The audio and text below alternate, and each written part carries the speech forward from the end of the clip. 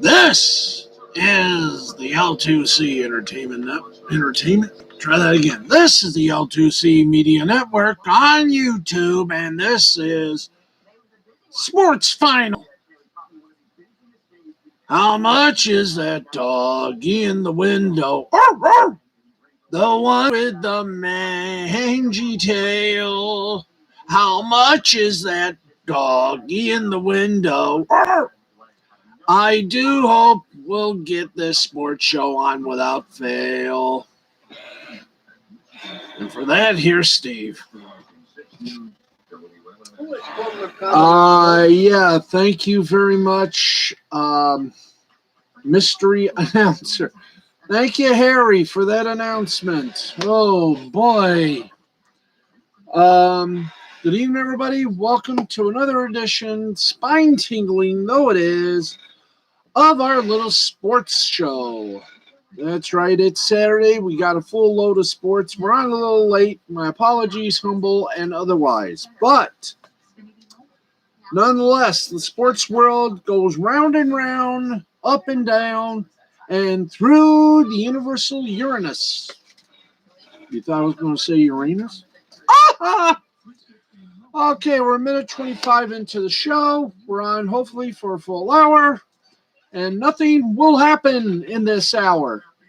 Yeah, boy, nothing will happen in this hour. Why am I stalling, you may ask? Simple. We have to perform a little ectomy here. There we go. Okay, we got everything for you, including a new racing series. Auto racing series, yes. Plus, we'll give you the results of tonight's Impact Wrestling pay-per-snooze called Against All Odds. And personally, I'm sorry, but it was a snooze. We'll give you all that and a whole lot more, including, of course, that which we say with fond praise, a good UFC match. Or 2, or 3, or 4, or 5, or 6, or 7. And we'll give you the results of the Dawg show night 1 in a new location because of COVID. Yes. But right now, as we normally do, it's time to play that sporty ball. It is baseball time. That's right. Baseball time in America. We have flipped to, there we go, thank you. So let's give you some baseball, both major and minor. And we only got one game that is still ongoing. It is obviously on the West Coast. Texas Rangers lead the defending World Series champion Los Angeles Dodgers 4-0. Final scores, let's give them to you post-haste. Final score, Washington Nationals over San Francisco Giants 2-0. Phillies over the New York Yankees. Again, what is going on with the Yankees? Top right there. Thank you, boys. I like to see my full head. Thank you. 7, the final score in 10 innings.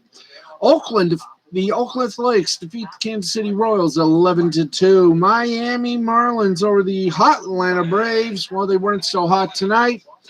They lost 4-2. Miami's getting hot. Atlanta, well, not so hot. Tampa Rays over the Baltimore swooning Orioles 5-4. Oh, boy, did the Tigers fall to earth. The Chicago White Sox bombed them 15-2. Cincinnati Reds over the Colorado Rockies 10-3. Los Angeles Angels of Anaheim over the Arizona Diamondbacks 8-7. Milwaukee Brewers over the Pittsburgh Pirates 7-4. New York Mets over San Diego Padres 4-1. In 10 innings, Cleveland defeated Seattle by a score of 5-4. Another final score: Toronto Blue Jays over the Boston Red Sox 7-2. Minnesota Twins took out the Houston Astros by a score of 5-2. Maybe they should bring back the trash can. In the second game. Was there a second game? You gotta be kidding me. Yeah, there was a second game. Actually, it was a first game. Let's give you the first game. First game, San Francisco beat Washington 2-1. And one more game in the baseball. Chicago Cubs over the St. Louis Cardinals 7-2. By the way, all of our scores provided in sponsorship by William Hill Sportsbook. Remember, let's make it interesting, but do so responsibly. Try. Don't go too far. Do it responsibly. Birdie. All right, let's take you from the MLB to the NBA. The playoffs are shrinking rapidly. And speaking of shrinking, LA Clippers survive. They defeated the Utah Jazz by a score of 132-106. Utah still leads the series 2-1. Now, you're probably saying to yourself, well, Steve, was there an NHL game? Nope. The New York Islanders and the Stanley Cup defending champion Tampa Bay Lightning, they start their rematch tomorrow. Let's see, is that tomorrow night? No, tomorrow, 3 o'clock. You can catch that. I do believe it'll be on NBC. Ah, beautiful. Okay, man, that was quick. You want to do some? I'll certainly love to do some headlines. So let's do it. In the NFL, we got some NFL news, and this is going to be somewhat of a shock. But Le'Veon Bell said he'd retire before playing for Andy Reid again in a social media post. Oh, you got to be kidding. Why? Well, thank you very much. It's safe to say that the Le'Veon Bell experience in Kansas City wasn't as enjoyable as the veteran running back had hoped it would be when he signed up with the club in the midst of the 2020 season. While conversing on an Instagram post that centered around someone spending $700 at McDonald's. Damn, that's got to be one hell of a freaking expensive Big Mac. A user suggested that Bell re-sign with the Chiefs as he currently still sits on the open market. Bell replied to the plea to head back to Kansas City and showed little to no interest. In fact, he revealed that he did not enjoy his time with the team and specifically playing for head coach Andy Reid. That's because Andy Reid wanted him to actually play and not sit on the bench complaining. Bell commented, quote, "I'll never play for Andy Reid again. I'd retire first. Good luck in your future endeavors." Bell signed with the Chiefs in Week 6 of last year.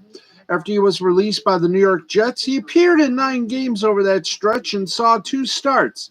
While used sparingly in a committee alongside then-rookie running back Clyde Edwards-Helaire, Bell finished the regular season with just 353 yards from scrimmage and 2 touchdowns. He was inactive for the AFC Championship game against Buffalo and did not play in the Chiefs' loss to the Bucs in Super Bowl 55. Now, that lack of playing time throughout that Super Bowl run could be the root of Bell's discontent with Reid, but it's ultimately unclear as to why he'd rather walk away from the game than play for him again. Maybe because the players had to actually listen to a coach and not count the money. Now, as clubs across the NFL wrap up mandatory minicamp, The three-time Pro Bowler is still without a team. He is a man alone on an island. He is his own island. He's Fantasy Island without Mr. Rourke or Tattoo. Boss, the plane, boss, the plane. Yes, Tattoo. I am just sitting here in my Chrysler Cordoba. The Cordoba with rich Corinthian leather seats. You sit on it and your butt feels like gold.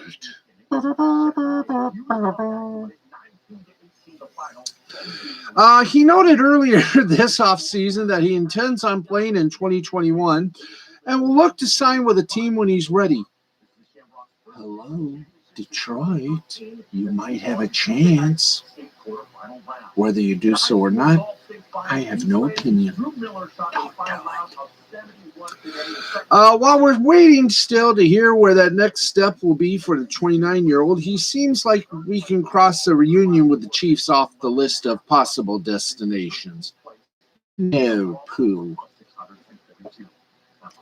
Okay, speaking of more discontent in the National Football League, the Packers and Aaron Rodgers continue to make headlines. Well, why not? Why don't we talk about it? The biggest story in the NFL this offseason is the ongoing Aaron Rodgers drama in Green Bay. Rodgers has apparently been unhappy with the Packers for quite a while. He's made his frustrations known in various. He's talked to players both on his team and around the league. He's refused to come to organized team activities and or minicamp. He's done interviews on TV and on the radio. He's gone on a conspicuously timed vacation with his fiancée, actress Shailene Woodley, and friends. He's hosted Jeopardy, baby. Ooh. He's hosted Jeopardy, baby. Oh, sorry. Sorry, Weird Al, I didn't mean to do that. And especially sorry to Greg Kim. And he's suggested he could just do that job full time instead of or in addition to playing football. Now, obviously, this whole thing has put quite a bit of stress on the Packers front office, from General Manager Brian Gutekunst to President Mark Murphy, a man with an even stranger name. Murphy said last week that the Rodgers situation has divided our fan base. Is that the fan base that owns stock in the team, or is that the fan base in general? You know, the Packers are publicly owned by, I guess you could say, the fans. So maybe both are right. He had more to say at an event at Lambeau Field on Thursday, and he drew inspiration from former Packers GM Ted Thompson. Quote, I'm often reminded, though, of Ted Thompson as most of you know, just a great general manager passed away earlier this year. Murphy said, per NBC 26 in Green Bay. Remember, they have a news anchor that loves lamp. Thompson often talked about Aaron, that and it wasn't just Aaron, a lot of different players, he would say, he's a complicated fella. Yeah. Now, Thompson was Green Bay's GM from 2005 through 2017, after which he stepped aside to become a senior advisor to football operations. Now, he's the one who drafted Rodgers while the team still employed Brett Favre, and who helped pick Gutekunst as his own successor. He'd likely know better than most whether or not Rodgers is a complicated fella. Yeah. Given their long relationship, he also likely know better than most how difficult it is to build a succession plan at quarterback and to navigate the extended timeline of a breakup with a player who can still contribute at a high level. It's therefore not surprising that Murphy would choose his words at a time like this. Gee, you'd think he was He was a dating expert. Well, maybe he is. You never know. Leave us continue. Okay, Major League Baseball, by the way, we still got some other scores coming up, but this is what we call padding the show with headlines, and we do have a lot of headlines. The troubled New York Yankees, and that's being kind, their rotation suffered another potential blow on Saturday when right-hander Luis Severino helped off. Thank you. Who cares what you'll be eating? He was an apparent injury during a minor league rehab start. Severino, who's working his way back from Tommy John procedure. When I want to go back to the Yankees. Oh, sorry. He underwent this all in February last year. Appeared to suffer an injury to his lower half while delivering a pitch in the second inning against the Mets' High A affiliate. Whatever the particulars, this is a concerning turn of events for the Yankees. Wouldn't it be all? Be all to be due. Shooby doo. Okay, let's get it on the right canale. Thank you. Well, almost close. Close, but no cigarette. There you go. Thank you.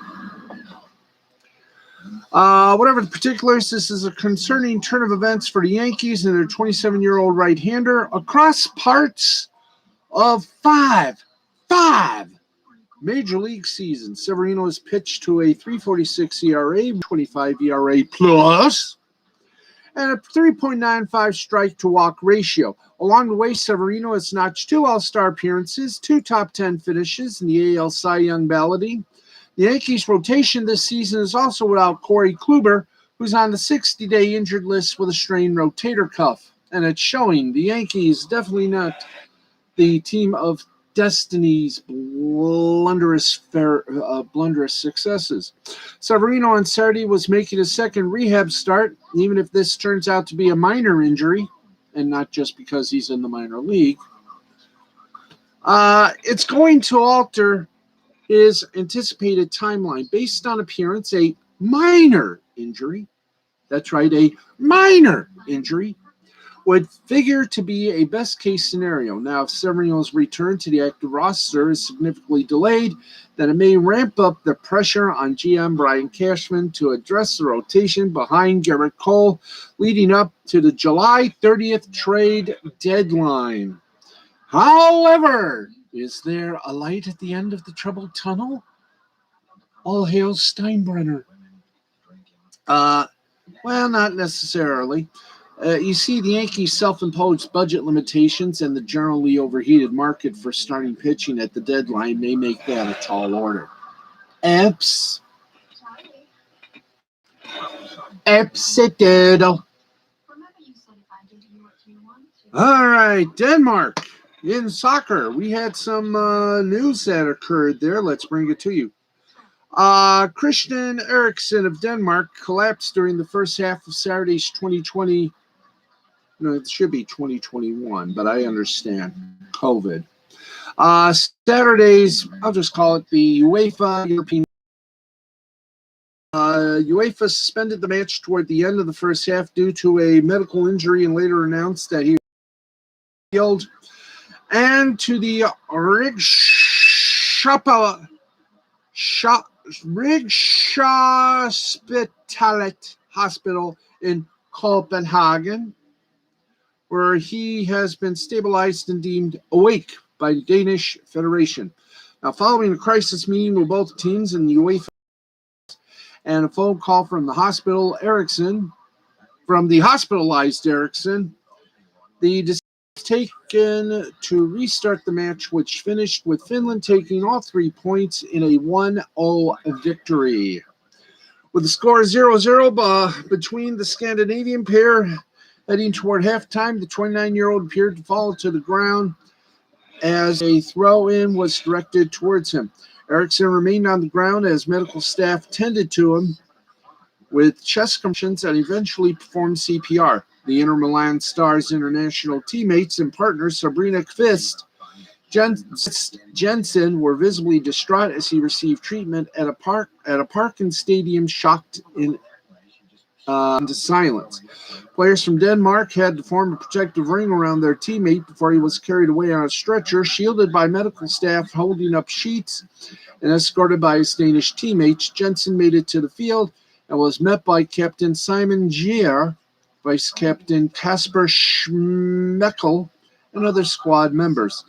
Inter CEO Giuseppe Marotta told Sky Italia after direct contact with Denmark medical staff that there's cause for optimism, according to Fabrizio Romano, the CBS Sports Insider. Yeah, there we go on that side. Former players who have suffered cardiac arrest on the pitch also rallied around Eriksson. Fabrice Muamba was deemed effectively dead for 78 minutes in 2012 before being revived. David Ginola collapsed during a charity match and slipped into a coma. Both of them reacted quickly to the incident. Eriksson, Denmark's star middle fielder, is a 29-year-old playmaker who has played club soccer for Ajax, Tottenham Hotspur, and Inter Milan across his 11-year career. Sunday's match marked the third Euro that he has participated in for Denmark, after first bursting onto the scene as a teenager at the 2012 tournament. He also led Denmark to the quarterfinals of the 2018 World Cup. Saturday's appearance was his 109th senior appearance for his country, during which time he has scored 36 goals. We will continue to update this story as events warrant, and our prayers and good vibes are sent to Mr. Eriksson and his family and his colleagues in soccer or on the team. Well, folks, let me get a little drink here, water, because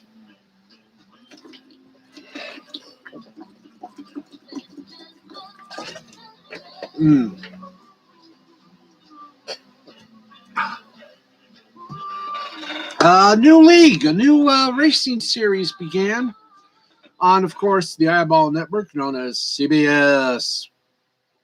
And what a way to start. When the Camping Ground SRX series was first formed, the series was over the participation of a dozen of the top drivers in various racing disciplines.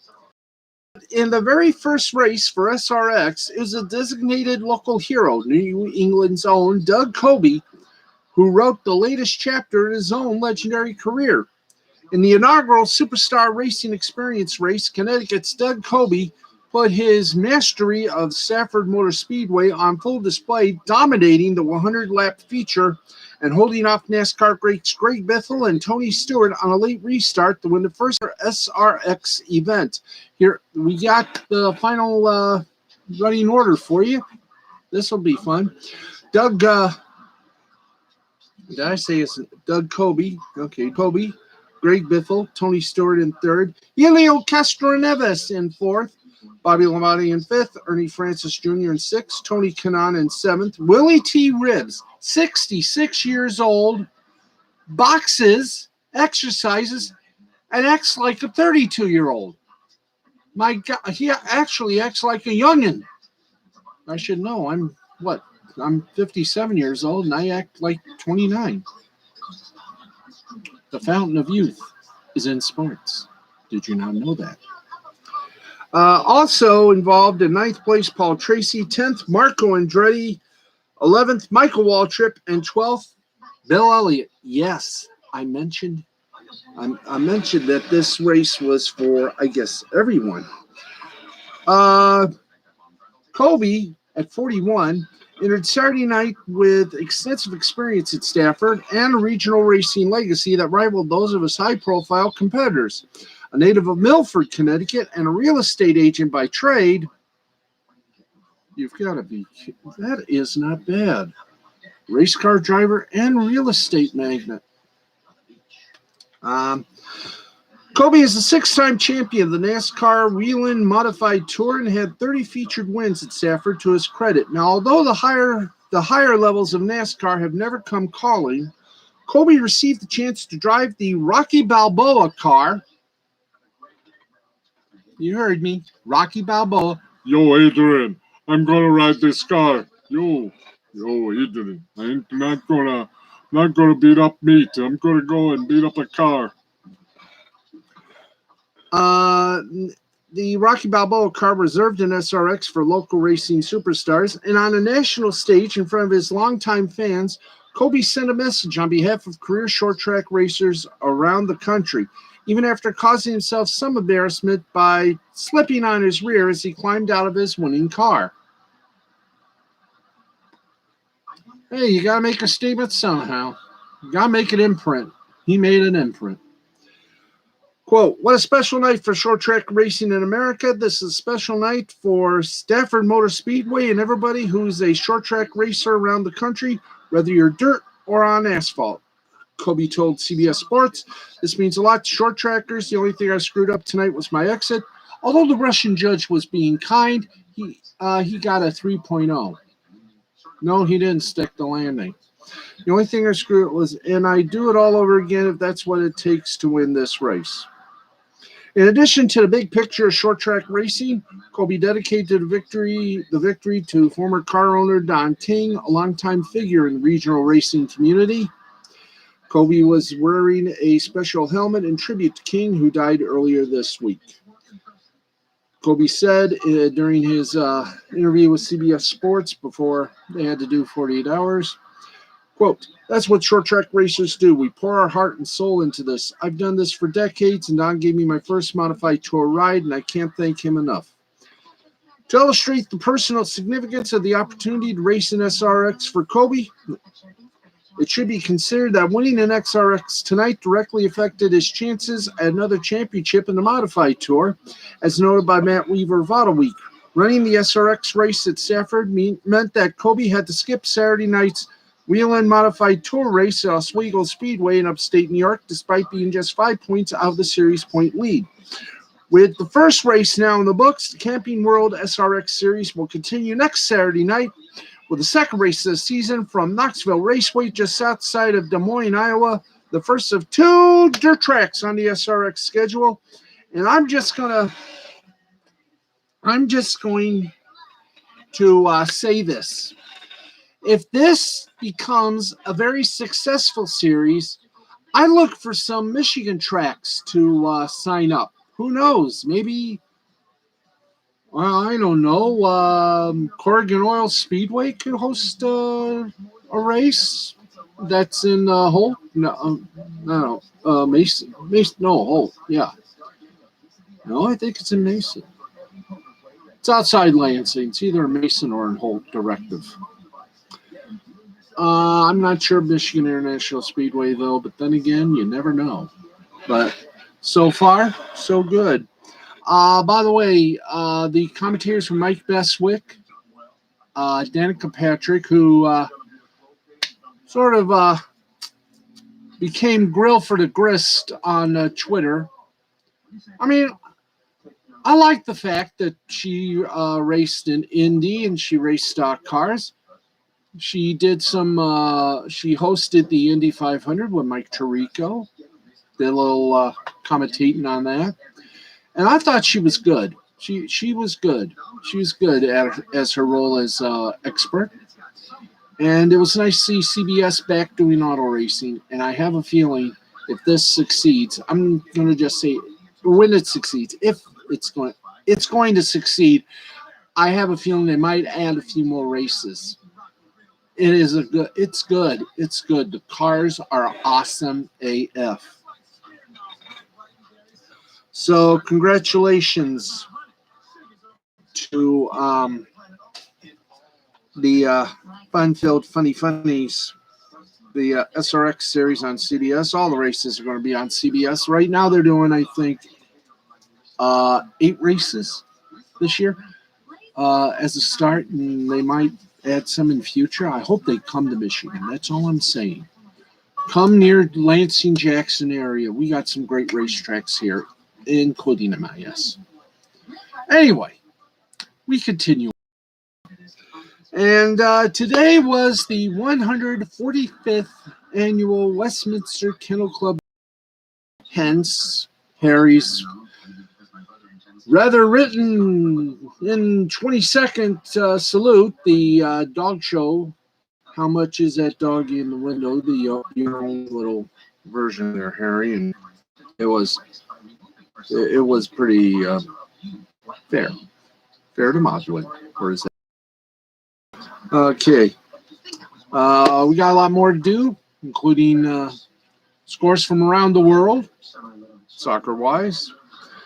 And we got UFC 263 to talk about, as the main event has officially begun. In fact, why don't we hello? One more time, thank you. Why don't we do that right now? We're at 12 minutes past 12 o'clock, and crossing our fingers that this whole show will be heard. All right. Let's get to it, kids. It is time for our MMA report. We did one yesterday. We're doing one tonight because it's UFC 263, and let's give you the card and results of those that have taken place and give you a report on at least one that I guess continue. Oh, we got two others that have yet to start, so here we go. Carlos Felipe defeated Jake Collier via split decision, 29-28, 28-29, 29-28. The three judges voted. Farias Ziam defeated Luigi Vendramini via majority decision, 29-28, 29-28, 28-28. 8675309. Steven Peterson defeated Chase Hooper via unanimous decision, 30-27, 30-27, 29-28. Terrence McKinney defeated Matt Frivola via first round TKO punches. Penny Kianzad defeated Alexis Davis via unanimous decision. Judges 30-27, 30-27, 29-28. Let's see. Yeah, got that one. Mazar Evlov defeated Hakeem Dawodu via unanimous decision, 29-27, 29-27, 29-27. Lauren Murphy defeated Joanne Calderwood via split decision, 29-28, 28-29, 29-28. Eric Anders defeated Darren Stewart via unanimous decision, 29-28, 29-27, 29-27. Brad Waddell defeated Drew Dober via unanimous decision, 29-28, 29-28, 29-28. Paul Craig defeated Jamahal Hill via first round TKO. He had an arm injury. Yep, broke his arm somehow.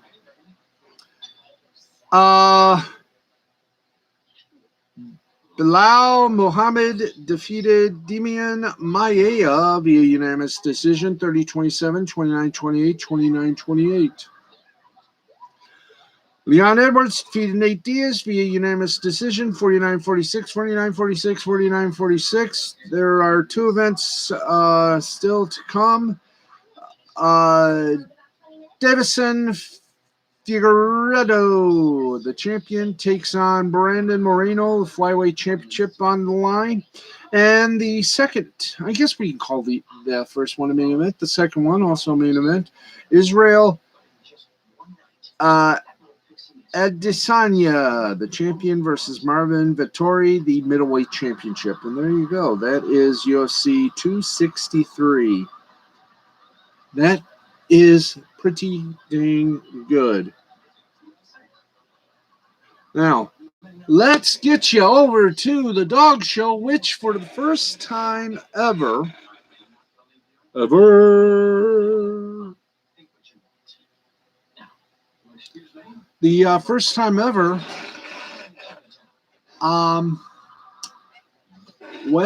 wasn't done at their usual home, the Madison Square Garden.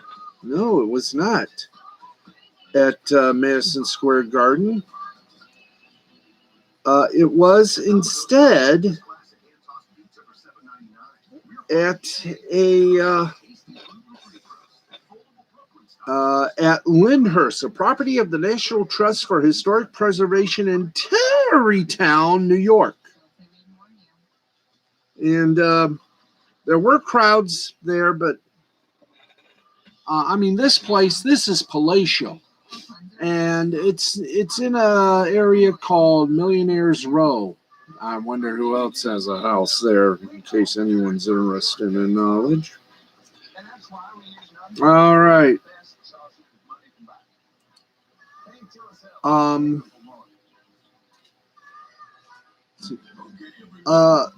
There was some crowd. There was a crowd there. That's about all there was.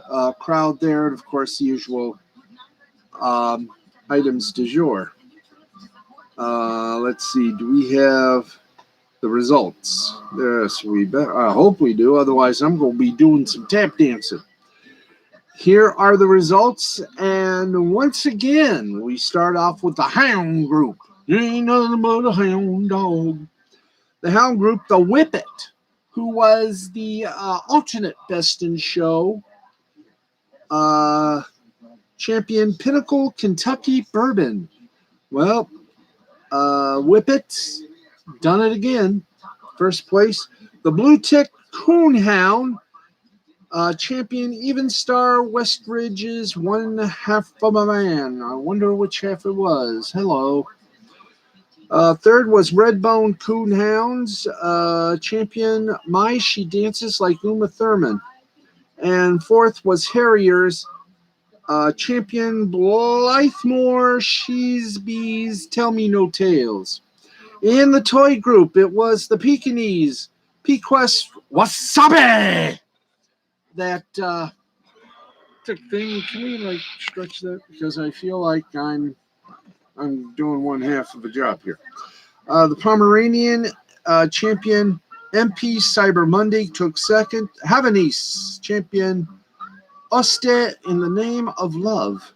And the Italian Greyhound took fourth. Champion Integra Maja Beach Peas. And in the non-sporting group, the French Bulldog. Oh, mon Dieu, c'est qu'on a Maja, les ronds, ooh la la. French Bulldog took first. That would be champion Chaseland's Matthew Moss. Second went to the Chinese Sharpei, champion Majesty Legacy's Asia Crown Jewel. Axie Asia Crown Jewel. Third went to the Lopsa Opso, champion Zero Lane's Shut Up and Kiss Me. There's a name you'd love. The fourth was the Schipperkus, champion Delamer Susie sells sushi on the boardwalk. I thought she sells by the shore. I thought Susie's. That's her cousin. Delmar Susie sells seashells on the seashore. Thank you. Thank you, Harry, for forcing me to say that. You're welcome. Anyway, herding group was the Old English Sheepdog, champion Bugaboo's Courage of Conviction. The Pullock, champion Cordmaker Punchinello. The Miniature American Sheep Herd, not sheep herder, but sheep herd. Champion Dynasties Epic Adventures at Sun Peak Becat. And the German Shepherd Dog, champion Woodside's Arabella, took fourth. So, the four champs right now in the herding, non-sporting, toy, and hound. They await the three, which will be tomorrow. The sporting, the working, and the terrier. And then, of course, the main event is Best in Show. And yes, friends, let's give you coverage tomorrow. And it all starts Sunday, June 13th, from 9 a.m. to 4:30 with obedience competition, which you can see on westminsterkennelclub.org. Then, of course, the Westminster Kennel Club Dog Show, and once again, 9 a.m. to 4:30 p.m. Breed judging, junior showmanship preliminaries also will be streaming live on westminsterkennelclub.org. The breed judging will also be available as videos on demand on westminsterkennelclub.org. 1:30 to 4, telecast live on Fox Sports 1, select coverage of breed judging and junior showmanship preliminaries. They'll also be streaming live for subscribers of the Fox Now app and Fox Sports app. Then, and this is the biggie, folks. First time ever in the 145 years of the Westminster Kennel Club Dog Show that the final night will be on network television, 7 to 7:30, live on the Big Rock Daddy Fox, the pre-show, followed at 7:30 to, I'm going to say conclusion, although it says at 11. I'm going to say till conclusion. Telecast live on Fox. Group judging, sporting, working terrier group, followed by Best in Show. It'll also be streaming live for subscribers of the Fox Now app and Fox Sports app. So there you go. Nice and Clarabellas. There you go. Happy landings on a chocolate star. Okay, let us get you over to minor league baseball scores. Then we got some other things to talk about. And one of them is to remind you that if you want to get Twitter reminders to follow me over at on Twitter at Lugnut6. So follow me. There's the thing right there. If you can see it, follow me on Twitter at Lugnut6, and I will make sure you get reminded of when we go live. We're on the air Monday through Saturday, 11:35 to 12:35 Eastern Time, unless, again, a sporting event deems important enough that we do not start at 11:35, that we will follow that event. Sunday, we're on from midnight to 1 a.m., so there you go on that. So once again, Monday through Saturday, unless big events take prominence, big sporting events, we're on 11:35 to 12:35. And Sunday, midnight to 1 a.m. Holla, holla, holla. Okay, let us get to it. There we go. The minor league baseball games. And we go AAA right now. Games in progress. Top of the sixth, Las Vegas over Reno, 14-4. Final scores: Rochester beat Lehigh Valley 9-0. In the nightcap, in the first game, it was Lehigh Valley beating Rochester 2-1. Scranton Wilkes-Barre over Buffalo 6-4. Worcester over Syracuse 11-2. Final in 10 innings, Jacksonville over Norfolk 8-7. Durham over Charlotte 11-0. Man, Charlotte is Durham is just kicking butt. Round Rock over Sugarland 10-8. Toledo over Louisville 3-2. Memphis over Gwinnett 6-1. Tacoma over Sacramento 4-3. El Paso over Oklahoma City 4-3. St. Paul over Omaha 9-5. What a way to make a living. Indianapolis over Nashville 8-1. Columbus over Iowa 7-1. Salt Lake over Albuquerque 11-4. And we go AAA now to AA. AA, guys. Thank you. Excuse me. There we go. Akron beat Altoona 4-3 in the nightcap, and in the first game, Altoona did the beating on Akron 3-2. New Hampshire beat Portland 4-2. Richmond beat Harrison 7-4. Bowie defeated Binghamton 8-7. Reading over Hartford, 8-1. Rocket City beat Tennessee 7-1. Montgomery, the Biscuits beat Birmingham 5-4. Erie beat Somerset 5-0. Springfield defeated Arkansas 9-2. Chattanooga over Pensacola 6-1. Mississippi over Biloxi 3-0. Final in 10 innings 4-2. Wichita over Tulsa. San Antonio over Midland 2-0. Northwest Arkansas over Frisco 6-2. And Amarillo over Corpus Christi was 7-5. And let's go from the double to the high A. And here we go. Top of the 8th. Everett leads Eugene 6-1. We are delayed the top of the 5th due to rain. And Tri-City leads Hillsboro 2-1. Rome defeated Asheville, not in a day. 6-2 final score. In the nightcap, in the beginning of the double dip, 5-2 Rome over Asheville.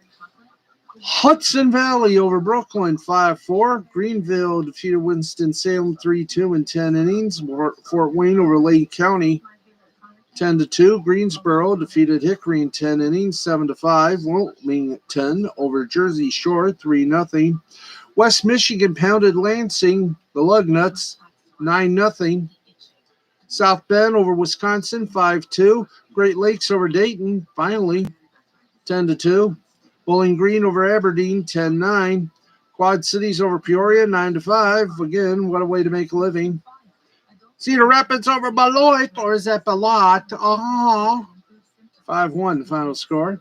And Spokane over Vancouver, 5-2.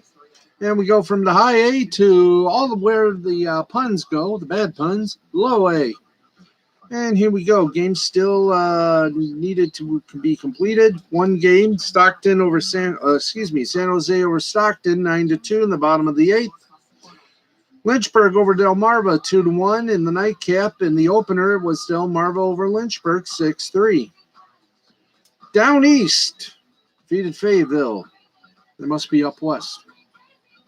6-3. Fredericksburg over Salem, 7-0 in the nightcap. In the opener of the twinner, it was Salem over Fredericksburg, 6-4.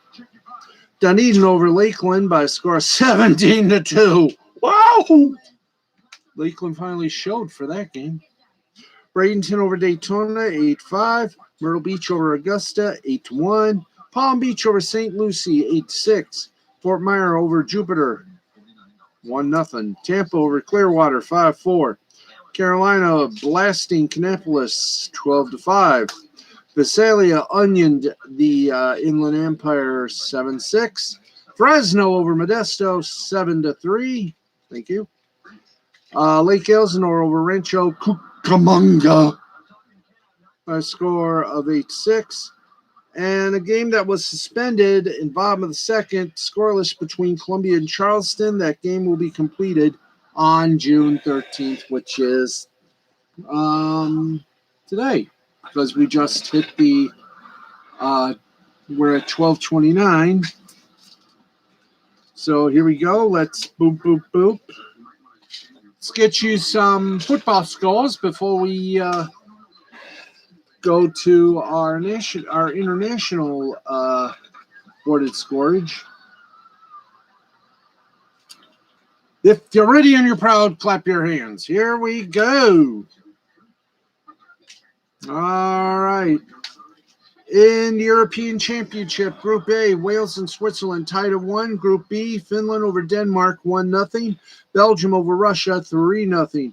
International friendly, Ghana and Ivory Coast ended in a goose egg tie. Morocco and Burkina Faso, Morocco 1-0. Women's international friendly, Belgium over Luxembourg, 1-0. In National League action, playoff semifinal, Torquay United over Notts County 4-2. In World Cup qualifying North and Central American Division, El Salvador over St. Kitts and Nevis 4-0. Canada over Haiti 1-0. In more World Cup qualifying North and Central America, Panama over Curacao 2-1. Irish Premier Division action, St. Patrick Athletic over Longford Town 3-1. Drogheda United over Silgo Rovers 2-1. Australian A-League action, MacArthur over Central Coast Mariners 2-0. In the streets of Brazil, Palmeiras and Corinthians tied at 1. Santos and Juventude tied at 0. In Norway, it was Kristiansund over Odd 2-0. Molde over Sandefjord 3-1. And in Major League Soccer, supporting Kansas City and Austin ended in a 1-1 tie score. Let's go to more sports. We're at 12:31. We got 4 minutes. Wow, 4 minutes, and we still got the results of tonight's pay-per-view wrestling to do. Okay, I think we did this part, but if not, we're going to do it. In the Euro Champions League for UEFA, Wales and Switzerland ended in a tie, 1-1. Finland over Denmark, 1-0. Belgium over Russia, 3-0. In Japanese baseball, here we go. The Yomiuri Giants over the Chiba Marines, 11-4. Togo gets the win for the Giants. He's 6-3. Mima gets the loss. He's 3-4. The Yakut Swallows beat the Fukuoka Hawks 4-2. Ogawa gets a win for the Swallows. He's 6-1. Bando gets a loss. He's 0-1. Nippon Ham Fighters roasted the Yokohama Bay Stars 4-3. Aikida gets the win for Nippon. He's 3-6. Kiyoyama gets the loss. He's 0-3. The York Buffaloes beat the Hiroshima Carp 3-2. Tajimi gets the win for the Buffaloes. He's 3-4. Morishita gets the loss. He's 3-4. The Hanshin Tigers beat the Rakuten Golden Eagles 9-1. Ito gets the win for the Tigers. He's 4-3. Tanaka gets a loss. He's 2-4. Cebu Lions over the Chunichi Dragons 7-3. Ima over Okano. Ima gets the victory for the Lions. He's 4-2. Okano gets the loss. He's 0-1. Now, for the games that are just continuing on, the Yakut Swallows lead the Fukuoka Hawks 1-0 in the second. Also in the second, Hiroshima Carp lead the York Buffaloes 3-2. In the third inning, the Rakuten Golden Eagles and the Hanshin Tigers still tied at 0. And in the third inning, the Cebu Lions lead the Chunichi Dragons 1-0. And the South Korean KBO, the Korean Baseball Organization, KT Wiswang beat the Hanwha Eagles 7-2. Doosan Bears over the LG Twins.